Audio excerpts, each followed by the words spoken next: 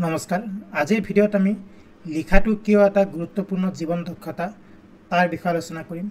আচ্ছা, এতিয়া কথা হ'ল লিখাটো আমি যেটো লিখো মানে কাগজত লিখো বা আমি আজিকালি স্মাৰ্টফোনত টাইপ কৰোঁ, কম্পিউটাৰত টাইপ কৰোঁ। এতিয়া সেই লিখা প্ৰক্ৰিয়াটো অকল স্কুল বা কলেজত লিখাই নহয়। স্কুলত আমি ষ্টুডেণ্ট হৈ থাকোঁতে লিখিলোঁ, কলেজত ষ্টুডেণ্ট হৈ থাকোঁতে লিখিলোঁ, আৰু জীৱনৰ পৰৱৰ্তী সময়ত আমাৰ সেই লিখা মেলা কামৰ প্ৰয়োজন নহ'ব তেনেকুৱা কথা নহয়। লিখাৰ প্ৰক্ৰিয়াটো এটা অতি গুৰুত্বপূৰ্ণ, আমাৰ জীৱনৰ এটা অতি গুৰুত্বপূৰ্ণ অংশ, আৰু ই এটা অকল জীৱনৰ গুৰুত্বপূৰ্ণ অংশই নহয়, জীৱনৰ এক গুৰুত্বপূৰ্ণ দক্ষতা। সেইখিনি কথাকে আজি ভিডিঅ'ত আলোচনা কৰিবলৈ ওলাইছোঁ। এতিয়া লিখা কি বস্তু অলৰেডি ক'লোঁ। লিখা মানে জাষ্ট এই কাগজত কলমেৰে বা পেঞ্চিলেৰে লিখাটোৱে নহয়। আপোনাৰ মনত কি কি ধাৰণা আহিছে সেইবিলাক আপুনি স্পষ্টভাৱে যোগাযোগ কৰিব পৰাটো। এতিয়া ধৰক কিবা এটা ধাৰণা আহিছে যে ধৰক মই ধৰক 3 দিন পিছত কিবা এটা কৰিম। এতিয়া 3 দিন পিছত ধৰক আপুনি ক'ৰবাত ফুৰিবলৈ যাব, এনেই ধৰি লৈছোঁ, এটা এক্সাম্পল দিছোঁ। তাত আপোনাৰ মনত আহি আছে বস্তুটো, আচ্ছা মই অমুক জেগালৈ ফুৰিবলৈ যাম। তাত গৈ আপুনি কি কৰিব, কি চাব, ক'ত থাকিব, কিমান সময় থাকিব, কিমান দিন থাকিব ইত্যাদি বিভিন্ন কথা। সেইবিলাক মানে আপুনি যদি লিখি যায় বস্তুখিনি, তেতিয়া আপোনাৰ মনত সেই কথাৰ এটা ভাল ধাৰণা আহে। আপুনি স্পষ্টভাৱে সেইখিনি বস্তু মানে আপোনাৰ মনলৈ আহিব। গতিকে লিখাটো হৈছে ধাৰণাসমূহ স্পষ্টভাৱে যোগাযোগ কৰা, সমস্যা সমাধান কৰা। এতিয়া ধৰক কিবা এটা সমস্যা বা কিবা এটা অসুবিধা হৈছে আপোনাৰ। এতিয়া ধৰক আপুনি এনেই ভাবি সেই বস্তুটোৰ সমাধান উলিয়াব পৰা নাই, কিন্তু ধৰক আপুনি লিখি গৈছে যে এইটো সমস্যা হৈছে, এইটো সমস্যাৰ সমাধান কি। ধৰক একেটা সমস্যাই কেইবাটাও সমাধান থাকিব পাৰে, 3-4টা। সেইবিলাক আপুনি লিখি গ'ল। তাৰপিছত কোনটো সমাধান মানে আটাইতকৈ সহজ হ'ব সেইটো আপোনালোকে তেতিয়া ভাবিহে উলিয়াব পাৰিব। কিন্তু মনতে যদি ধৰক কেতিয়াবা এনেই ভাবি থাকে ইটো কৰিম সিটো কৰিম, বা তেনে ক্ষেত্ৰত কি হয়, আমি এটা সঠিক সিদ্ধান্ত ল'ব নোৱাৰোঁ। সেইকাৰণে কি হয়, লিখি মেলি আপুনি যি মাধ্যমেৰে নিলিখক কিয়, আপুনি মোবাইলতো লিখিব পাৰে, বহী কাগজতো লিখিব পাৰে, বা টাইপো কৰিব পাৰে। সেই লিখি মেলি যদি সেই সমস্যাটো আপুনি মানে বিশ্লেষণ কৰে তেনেহ'লে কি হ'ব, তাৰ এটা সঠিক সমাধানত আপুনি উপনীত হ'ব পাৰিব। আৰু লিখাৰ দ্বাৰা আপুনি আনৰ সৈতে সংযোগ স্থাপন কৰিব পাৰিব। বেলেগ আন এগৰাকী ব্যক্তিৰ সৈতে আপোনাৰ কিবা এটা আপোনাৰ ধৰক মনলৈ আহিছে, বা কিবা এটা কথা ক'বলগীয়া আছে। এতিয়া ধৰক আপুনি কথাটো ক'লে, এতিয়া ধৰক সেইজন ব্যক্তি পাহৰি গ'ল আপুনি কি ক'লে। আকৌ এবাৰ আপোনাক সুধিব লাগিব, বা যদি আমি ফোনেৰে কথা পাতোঁ আকৌ এবাৰ ফোনত সুধিব লাগিব। এতিয়া কিবা এটা লিখনিৰ দ্বাৰা যদি আপুনি আপোনাৰ মনৰ ভাৱখিনি সেইজন ব্যক্তিৰ আগত প্ৰকাশ কৰে, তেনেহ'লে সেই লিখনিৰ দ্বাৰা সেইজন ব্যক্তিয়ে সেইখিনি কথা মনত ৰাখিবলৈ সক্ষম হ'ব। ঠিক আছে। আচ্ছা, এতিয়া লিখাৰ দ্বাৰা কি হয়, তাৰ অন্যতম সুযোগ হ'ল সি যোগাযোগ উন্নত কৰে, বেটাৰ কমিউনিকেশ্যন। লিখাৰ দ্বাৰা আপোনাৰ চিন্তা চৰ্চা স্পষ্টকৈ ভাগ বতৰা কৰাৰ ক্ষমতা পোৱা যায়। ইমেইল পঠোৱাই হওক, বা চিঠি লিখাই হওক, বা ছ'চিয়েল মিডিয়াত কিবা পষ্ট কৰাই হওক, সেই ভাল লিখাই নিশ্চিত কৰে যে আপুনি কি ক'ব বিচাৰিছে, আৰু সেয়া আনে সঠিককৈ বুজি পায়। আপুনি যদি ভালকৈ আপোনাৰ কথাখিনি লিখিব পাৰে, হয়তো লিখাৰ মাধ্যম বিভিন্ন ধৰণৰ হ'ব পাৰে। আপুনি ইমেইল লিখিব পাৰে, বা লেটাৰ এখন লিখিব পাৰে, বা ছ'চিয়েল মিডিয়াত কিবা পষ্ট দিব পাৰে। আৰু সেই আপুনি যদি স্পষ্টকৈ লিখে, তাৰ দ্বাৰা কিন্তু আপুনি নিজৰ যিটো মনৰ ভাৱ সেয়া আন এগৰাকী ব্যক্তিক বুজাই দিব পাৰিব। আৰু ইয়াৰ দ্বাৰা কি হয়, যোগাযোগ ব্যৱস্থা বা আমাৰ যি কমিউনিকেশ্যন সেয়া যথেষ্ট উন্নত হয়।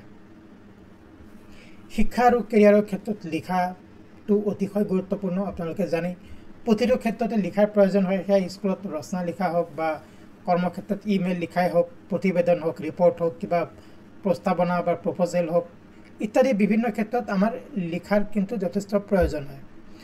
আৰু আপুনি যদি কিবা এটা আইডিয়া ভালকৈ লিখিব পাৰে, বা কিবা এটা আপোনাক লিখিবলৈ দিয়া হ'ল, সেইখিনি যদি আপুনি ভালকৈ লিখি উলিয়াব পাৰে, তেনেহ'লে সি আপোনাক অন্যান্য ব্যক্তিসকলৰ পৰা পৃথক কৰি তুলিব পাৰে। অন্যান্য ব্যক্তিসকলতকৈ যদি আপুনি ভালকৈ লিখিব পাৰে, ভালকৈ নিজৰ মনৰ কথা প্ৰকাশ কৰিব পাৰে, বা যিকোনো বিষয়ৰ ওপৰতে ধৰক ৰচনা এখনেই লিখিব লাগে, বা ইমেইল এখনেই লিখিব লাগে। ধৰক আপুনি চাকৰি বিচাৰিছে, এনে এক্সাম্পল ধৰি লৈছোঁ। আপুনি চাকৰি এটা বিচাৰিছে, আৰু চাকৰি বিচাৰিলে কি হয়, আপুনি ইমেইল লিখিম, আমাৰ যি বায়'ডাটা সেই বায়'ডাটা পঠিয়াম। সেই ইমেইলটো যদি আপুনি যথেষ্ট ভালকৈ লিখিব পাৰে, যে মোৰ নাম অমুক, মোৰ এইখিনি কোৱালিফিকেশ্যন, মোৰ এইখিনি এক্সপিৰিয়েঞ্চ, মোৰ এইখিনি স্কিলছ, সেইখিনি কথা যদি আপুনি ভালকৈ পইণ্ট আউট কৰি দিব পাৰে, তেনেহ'লে সেই আপোনাৰ এপ্লিকেশ্যনক আন ধৰক 10জনৰ এপ্লিকেশ্যনতকৈ বেলেগকৈ ট্ৰিটমেণ্ট দিয়া হ'ব। গতিকে সি আপোনাক আনৰ পৰা পৃথক কৰি তুলিব পাৰে। সমালোচনাত্মক চিন্তাধাৰা, বা ইংৰাজীত যাক আমি ক্ৰিটিকেল থিংকিং বুলি কওঁ, লিখাই আপোনাক আপোনাৰ চিন্তাধাৰাক সংগঠিত কৰিবলৈ বা তথ্য বিশ্লেষণ কৰিবলৈ আৰু যুক্তিসংগতভাৱে উপস্থাপন কৰিবলৈ বাধ্য কৰে। এতিয়া ধৰক আমাৰ মনলৈ বহুত কথাই আহি থাকে, ঠিকে আছে, কিন্তু এতিয়া কথাবিলাক কি হওক মানে আমি সেই সিমান যুক্তিসংগতভাৱে তাক উপস্থাপন কৰিব নোৱাৰিবও পাৰোঁ। এতিয়া ধৰক কিবা এটা বিষয়ত আমাক বক্তৃতা দিব লাগে, ধৰি লৈছোঁ ৰাজনৈতিক নেতাসকলে বিভিন্ন বিষয়ত বক্তৃতা দিয়ে। এতিয়া কথা হ'ল যে তেওঁলোকে মানে বেছিভাগ ৰাজনৈতিক নেতাই কিন্তু মানে নিজৰ বক্তৃতা আগতেই লিখি আনিব, লিখি আনি সেইখিনি পঢ়িব। হয়তো তেওঁলোকে নিজে নিলিখে, তেওঁলোকৰ যিসকল সহায়কাৰী থাকে তেওঁলোকেহে লিখিব। কিন্তু লিখাৰ ফলত কি হয়, কি বিষয়ে ক'ব বা কি বিষয়বস্তুৰ বিষয়ত ভাষণ দিব, সেইখিনি কথা কিন্তু আৰু বেছি মানে সংগঠিত হয়, বেছি মানে পৰিষ্কাৰ হয়। হয়তো মনত হয়তো সেইজন ব্যক্তিৰ বহুতো কথা আছে, হয়তো বিভিন্ন বিষয়ত কথা কৈ থাকিব পাৰে, কিন্তু যদি লিখি অনা হয় সেইখিনি বস্তু মানে ভালকৈ সংগঠিত কৰি বা বিশ্লেষণ কৰি আৰু যুক্তিসংগতভাৱে উপস্থাপন কৰিবলৈ সহজ হয়। ই আপোনাৰ যুক্তি আৰু সমস্যা সমাধানৰ ক্ষমতাক শক্তিশালী কৰে। যে ভালকৈ লিখাৰ যিটো প্ৰক্ৰিয়া আছে বা আপুনি যদি ভালকৈ কি ক'ব বিচাৰিছে সেইখিনি লিখিব পাৰে, সি আপোনাৰ যুক্তি আৰু সমস্যা সমাধানৰ যি ক্ষমতা তাক আৰু বেছি শক্তিশালী কৰে। আত্মপ্ৰকাশ আৰু প্ৰতিফলন। এতিয়া ধৰক আমাৰ আটাইৰে মানে বিভিন্ন আইডিয়া থাকে বা বিভিন্ন মানে চিন্তাধাৰা থাকে, সেইখিনি প্ৰকাশ কৰিবলৈ কিন্তু বহুতে লিখাৰ ব্যৱহাৰ কৰে বা লিখে। কেনেকৈ, এতিয়া ধৰক আপুনি কিবা কবিতা বা গল্প লিখিব, ধৰক আপুনি মানে আপোনাৰ মনত কবিতা এটা খেলাইছে, এতিয়া সেই কবিতা আপোনাৰ মনত থাকিলেই নহ'ব, সেয়া আপুনি লিখিব লাগিব। ধৰক আপুনি কিবা এটা গল্প লিখিবলৈ ওলাইছিল, এতিয়া গল্প ধৰক আমাৰ মনত আহি আছে কিবা এটা গল্প, সেয়া মনত থাকিলেই নহ'ব, আপুনি আপোনাৰ গল্প আনক শুনাব লাগিব।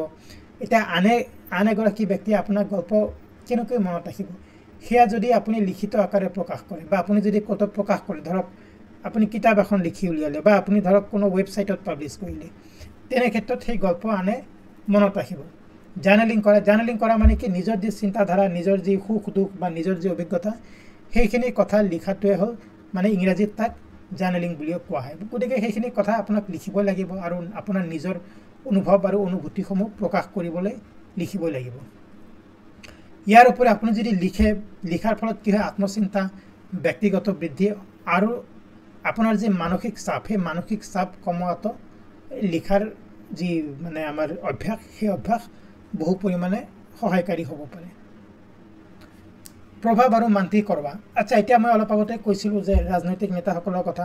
এতিয়া ৰাজনৈতিক নেতাসকলৰ কাম কি, আমাৰ ওপৰত প্ৰভাৱ বিস্তাৰ কৰা, জনসাধাৰণৰ ওপৰত প্ৰভাৱ বিস্তাৰ কৰা। এতিয়া শক্তিশালী লেখাই মানুহৰ মন সলনি কৰিব পাৰে। এতিয়া ধৰক ভাষণৰ কথা মই ক'লোৱে অলপ আগতে, যে অকল মনত থকা কথাখিনি ক'লেই নহ'ব, যিখিনি কথা ক'ব সেইখিনি লিখি আনি যদি সেইখিনি কথাক ভালকৈ উপস্থাপন কৰিব পাৰে, তেনেহ'লে সেই প্ৰক্ৰিয়াৰ দ্বাৰা ৰাজনৈতিক নেতাগৰাকী দৰ্শকৰ বা ৰাইজৰ কাষ চাপিবলৈ সক্ষম হ'ব। বিজ্ঞাপন, এতিয়া ধৰক কিবা এটা বস্তুৰ মানে বিজ্ঞাপন, ধৰক মানে কাপোৰৰ বিজ্ঞাপন ধৰিছোঁ। এতিয়া কাপোৰৰ বিজ্ঞাপনৰ কথা জাষ্ট মুখেৰে ক'লেই নহ'ব, তাৰ কিবা এটা লিখনি থাকিব লাগিব। এটা বিজ্ঞাপনত আপুনি মানে আমি বাতৰি কাকত বা নিউজ পেপাৰত যিবিলাক বিজ্ঞাপন দেখোঁ, সেইবিলাকতো তাত বহুতো কথা লিখা থাকে, যে ধৰক গাড়ীৰ বিজ্ঞাপন হওক বা ইলেক্ট্ৰনিক সামগ্ৰীৰ বিজ্ঞাপন হওক, বহুতো কথা লিখা থাকিব যে এইটো অমুক ফোন, এইটো ফোনত অমুকটো ফিচাৰ আছে, এইটো ফোনত অমুক কেমেৰা আছে। সেইবিলাক লিখা থাকে কাৰণে আমাৰ মনত থাকি যায়, আচ্ছা এইটো ফোনৰ এইবিলাক ফিচাৰ আছে, সিমান মানে মেগাপিক্সেলৰ কেমেৰা আছে, অমুকটো ফোন মানে বিভিন্ন ধৰণৰ ফোনবিলাকত ফিচাৰ্ছ দিয়া থাকে। সেইবিলাক লিখা থাকিলে আমাৰ মনত থাকিব আৰু তাৰ ভিত্তিতেহে আমি সেই ফোন কিনিম নে নাই তাৰ মানে সিদ্ধান্ত ল'ব পাৰিম। গতিকে সেই ভালকৈ লিখিব পাৰিলে মানে আনৰ ওপৰত প্ৰভাৱ বিস্তাৰ কৰে আৰু আনক মান্তি কৰাটো সহজ হৈ পৰে। নেতৃত্ব হওক, ব্যৱসায় হওক আৰু সামাজিক পৰিৱৰ্তনত এই লিখাৰ দক্ষতাটো কিন্তু অতিশয় শক্তিশালী। নথিভুক্ত ৰখা মানে ধৰক আমাৰ কিছু ধাৰণা আছে বা স্মৃতি আছে বা গুৰুত্বপূৰ্ণ তথ্য, সেইবোৰ আমি যদি লিখি ৰাখোঁ সেইবিলাক নথিভুক্ত হৈ থাকে আৰু আমি সেইবিলাক কেতিয়াও পাহৰি নাযাওঁ। ঠিকে আছে, এতিয়া ধৰক কেতিয়াবা অসময়ত আমাৰ মনলৈ বহুতো কথা আহে, বহুতো চিন্তা আহে, ধৰক অহাকালি অমুকটো কাম কৰিব লাগিব, আপুনি আহি আপোনাৰ ডায়েৰীত লিখি থ'লে বা আপোনাৰ নোটবুকত লিখি থ'লে, বা ধৰক মানে কিবা এটা ধাৰণা আহিলে, আপুনি ধৰক কিবা এটা সমস্যা সমাধানৰ কাৰণে যুঁজি আছে, এতিয়া ধৰক কিবা এটা আপোনাৰ মনলৈ মানে ধাৰণা এটা আহিলে, গতিকে অমুক সমস্যাটো এনেধৰণে সমাধান কৰিব পাৰিম, কথাটো আপুনি ধৰক এঘণ্টাৰ পিছত পাহৰি গ'ল, কিন্তু আপুনি যদি লিখি ৰাখে তেনেহ'লে কি হ'ব, আপোনাৰ মনত ভালকৈ থাকিব আৰু সেই অনুপাতে সেই হিচাপে আপুনি নিজৰ কাম কৰিব পাৰে আৰু এই লিখা প্ৰক্ৰিয়াটো হ'ল আজীৱন ব্যৱহাৰিক লাইফ লং প্ৰেক্টিকেল দৈনন্দিন জীৱনত বিভিন্ন কাৰণত আমি লিখোঁ বজাৰ কৰা সামগ্ৰীৰ তালিকা হওক টকা লোৱা হওক নোট বনোৱা হওক নিৰ্দেশনা লিখা হওক বা আনকি মেছেজিং কৰাও হওক আমি আজিকালি যিটো আমাৰ হোৱাটছআপত মেছেজিং কৰোঁ সেইটো এটা লিখাই হয় আপুনি ভালকৈ মেছেজ এটা লিখি যদি আন এগৰাকী ব্যক্তিক কিবা নিৰ্দেশনা দিয়ে সেইগৰাকী ব্যক্তিয়ে সেই হিচাপে কাম কৰিব পাৰিব আৰু আজি ডিজিটেল যুগত মানে আপুনি ইমেইল কৰা হওক বা পোষ্টাৰ হওক বা সামাজিক মাধ্যমত লিখাৰ দ্বাৰাও আপুনি মানে কি হয় আমি পৃথিৱীৰ সৈতে অকল নিজৰ মাজতে নহয় বা নিজৰ বন্ধুৰ বৰ্গৰ মাজতে নহয় বিশ্বৰ যিকোনো প্ৰান্তত যিকোনো ব্যক্তিৰ সৈতে আমি সংযোগ স্থাপন কৰিব পাৰোঁ সো ফ্ৰেণ্ডছ এইখিনি আছিলে আজি আলোচনা কৰিবলগীয়া কথা লিখাৰ প্ৰক্ৰিয়াটো কিয় ইমান গুৰুত্বপূৰ্ণ জীৱন দক্ষতা লিখা মানে অকল বিদ্যালয়ত বা কলেজত ছাত্ৰ ছাত্ৰীয়ে লিখাটোৱে নহয় লিখাটো আমাৰ বিভিন্ন জীৱনৰ পৰৱৰ্তী সময়ত বিভিন্ন ক্ষেত্ৰত বিভিন্ন কামত আহিব পাৰে আৰু আমাৰ জীৱনক ই অতি সহজ কৰি তুলিব পাৰে যদি ভিডিঅ'টো ভাল পাইছে প্লিজ লাইক কৰক শ্বেয়াৰ কৰক চেনেলটো যদি ছাবস্ক্ৰাইব কৰা নাই প্লিজ ছাবস্ক্ৰাইব কৰক এনেধৰণৰ জীৱন দক্ষতাৰ আন এটা ভিডিঅ'ত অতি সোনকালে লগ পাম থ্যাংক ইউ ভেৰি মাছ